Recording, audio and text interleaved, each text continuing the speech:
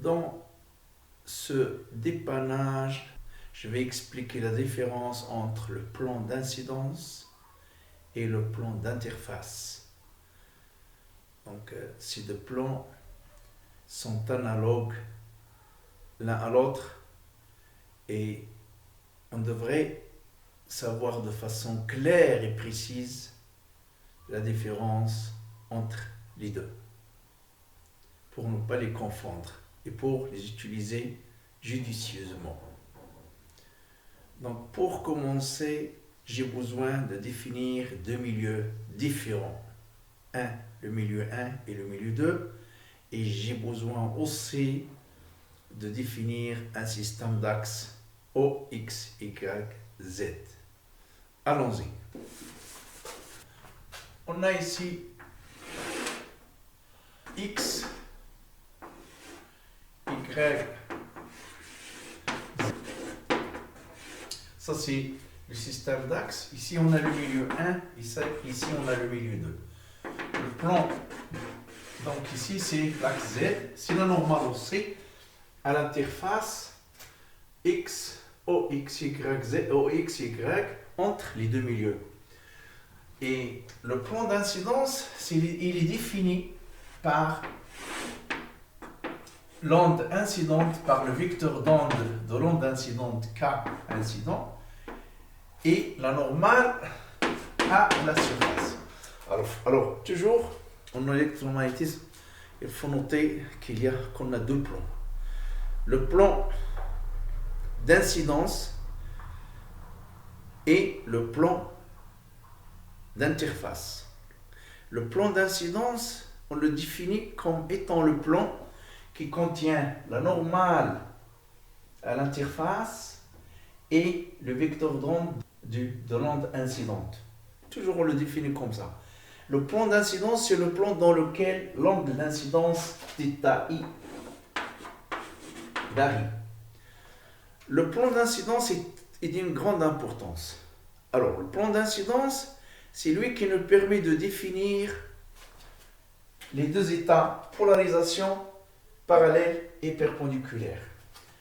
Si le champ électrique de l'onde électromagnétique oscille dans le plan d'incidence, on dit que la polarisation est parallèle au plan d'incidence. Si le champ électrique de l'onde électromagnétique oscille perpendiculairement au plan d'incidence, donc ici perpendiculaire, c'est perpendiculaire au tableau. Alors le plan d'incidence, c'est le plan du tableau. Si le champ électrique de l'onde électromagnétique oscille perpendiculairement au plan d'incidence, on dit que l'onde est polarisée perpendiculairement au plan d'incidence. On parle aussi de la polarisation S, ou bien la polarisation perpendiculaire.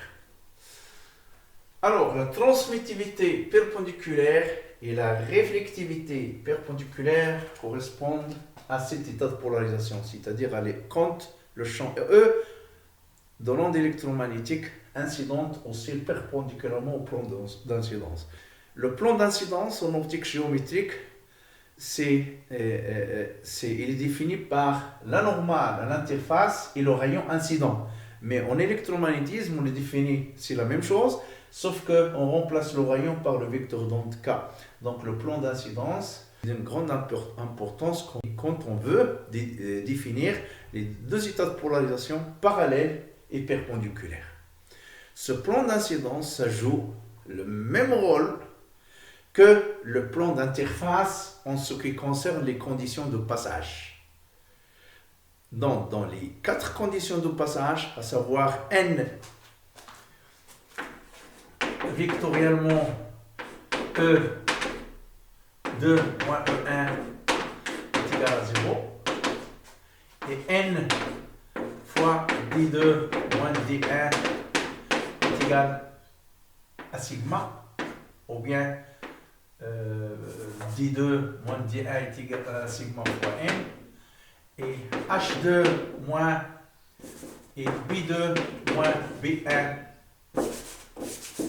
ça c'est Z, et B2 moins B1 est égal fois n est égal à 0, et H2 moins H1 est égal à JS vectoriellement N. Voici les 4 conditions, les 4 relations de passage. Ça s'appelle aussi les équations de passage. Le plan d'interface ici, c'est le plan qui se sépare entre le milieu 1 et le milieu 2. Ici, le plan OXY qui coupe le tableau transversalement, c'est le plan d'interface. Il est pour les conditions de passage, ce qui est le plan d'incidence pour les polarisations parallèles et perpendiculaires. C'est par rapport au plan d'interface qu'on définit E normal, E2 normal et E1 normal, et E2 tangentiel et E1 tangentiel, D2 normal et D2 tangentiel, D1 normal et D1 tangentiel, B2 normal et B2 tangentiel, B1 normal et B1 tangentiel, H2 normal et H2 tangentiel, H1 normal et H1 tangentiel. C'est par rapport au plan d'interface. Si l'on définit la polarisation parallèle et la polarisation perpendiculaire par rapport au plan d'incidence, et c'est défini par la normale N et le vecteur d'onde K, alors on définit les composantes vectorielles normales et les composantes vectorielles tangentielles des champs du champ E, D, B et H par rapport à l'interface. Quand on dit E2 normal, c'est E2 normal, c'est selon Z par rapport au plan OXY, donc c'est normal. Donc il dit normal, c'est normal comme ça ou comme ça. Donc toutes les composantes perpendiculaires au plan OXY, qui est le plan d'interface entre le milieu 1 et le milieu 2, donc ces composantes-là sont normales au plan OXY, qui est le plan d'interface. Donc E2N, E1N, ED2N, ED1N, EB2N, EB1N, H2N, H1N, elles sont toutes perpendiculaires au plan OXY, qui est le plan d'interface entre le milieu 1 et le milieu 2, qui sont deux milieux différents. Alors, c'est normal présentement et selon l'axe OZ.